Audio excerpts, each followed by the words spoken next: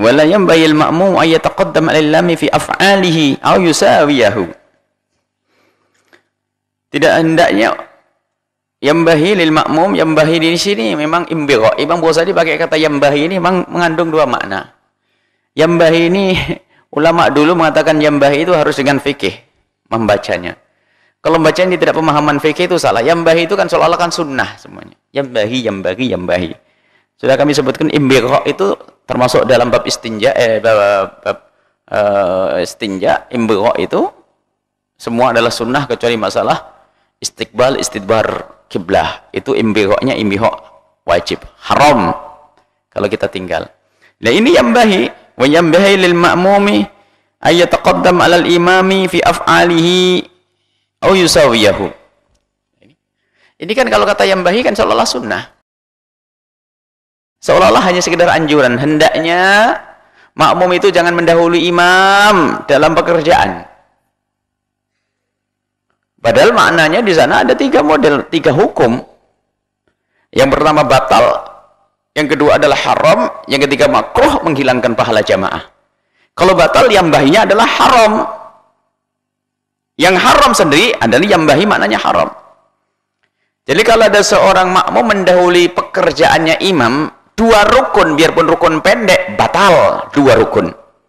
Imam masih berdiri, atau dia sudah ruku, iktidal, sudah mau sujud sendiri, dahulu ini orang bandel ini, nggak sabar.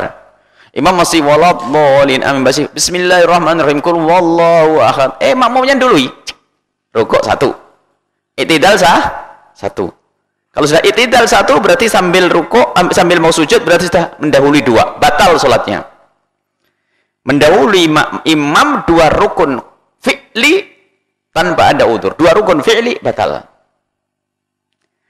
Tapi kalau mendahului satu, lah ini kan tidak dijelaskan sini. Seolah kata yambahi dipikir ini adalah kalau mendahului imam satu rukun,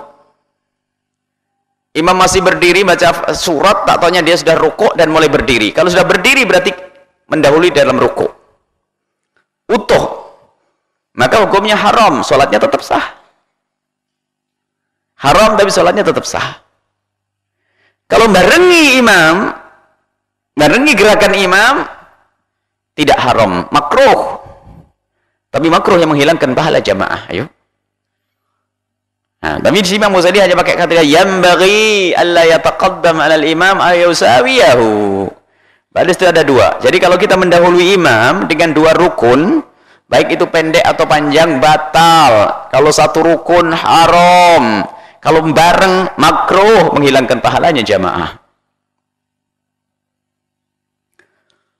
Begitu juga nanti terlambat dari imam. Kalau terlambat dua rukun tanpa ada uzur, batal.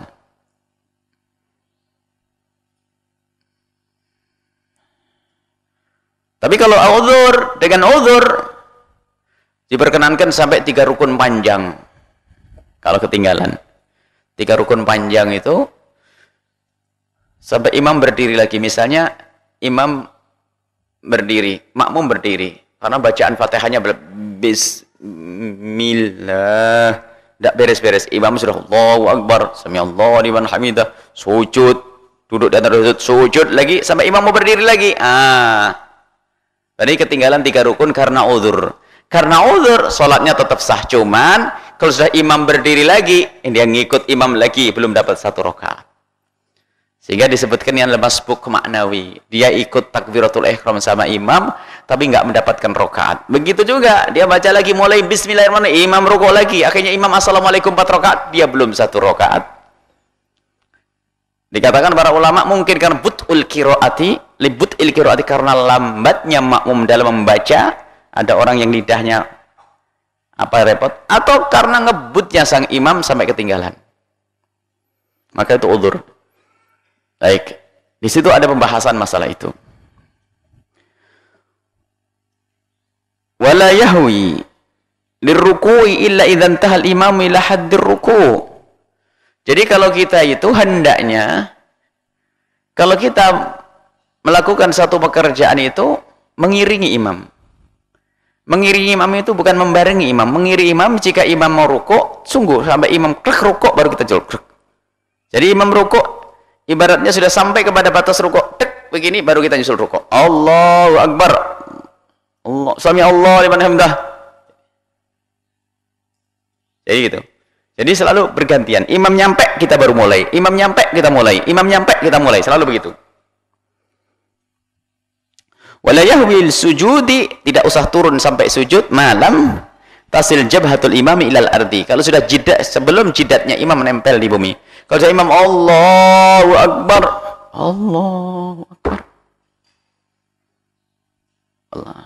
Allah alam. Sekarang bab adabul jumu'ati, panjang sebelumnya. Buya ada fikih sholat berjamaah yang belum sempat dihadirkan kembali secara khusus, karena fikih sholat berjamaah itu nanti paling tidak pegangan bagi imam. Maka seorang imam itu harus mengetahui fikih sholat berjamaah.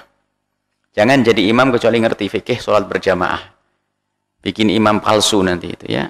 Karena tidak bisa menjalankan tugas secara benar. Jangan hanya kayaknya hanya juara qori langsung jadi imam. Ini kan problem masyarakat kita karena kurangnya orang benar baca Al-Quran. Juara qori, juara adzan jadi tukang adzan, nggak ngerti fikih adzan. Juara qori langsung jadi, termasuk hafal Quran pun tidak jaminan paham hukum fikih berjamaah. Maka bagi seorang yang ingin jadi imam harus menjadi seorang faqih di dalam urusan sholat berjamaah saja. Biarpun yang lainnya bahlul dia. Lainnya bahlul karena lainnya tidak dituntut. Kalau selagi jadi imam, sebenarnya bisa belajar dalam waktu 1 jam 2 jam untuk menyempurnakan bagaimana dia menjadi imam yang benar, mulai dari ngatur barisan, mulai dari ini. Kalau ternyata terjadi kesalahan, bagaimana yang dilakukan seorang imam.